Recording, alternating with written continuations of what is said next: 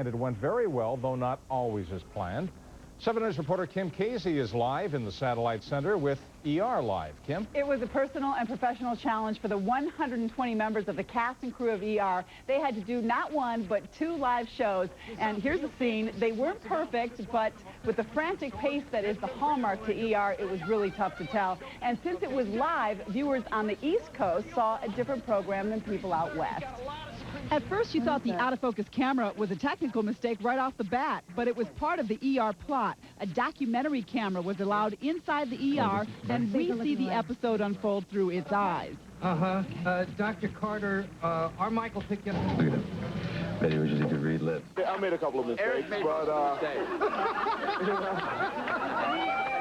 but I just kept on, so. Writer Carol Flint had no complaints and was overjoyed. Here, I felt like we were doing theater for the people at Warner Brothers.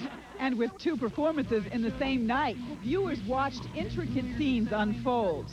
The emergency room brawl, the little baby girl who cried on cue. You put it light over it. Hang on.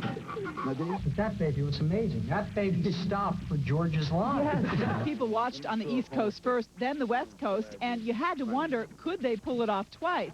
Well, let's flip the screen and watch the same scene again and see how close they compare.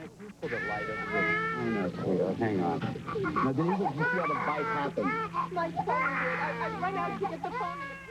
Perhaps the closest ER Live came to a show-stopping mistake was in the fight scene in the broadcast for the East Coast when the actor needed at the front of the set to end the scene was knocked down before he could get there. He had to fight his way back up off the floor with some other people holding him down because it turned into a melee to get to the camera to get us the commercial. So.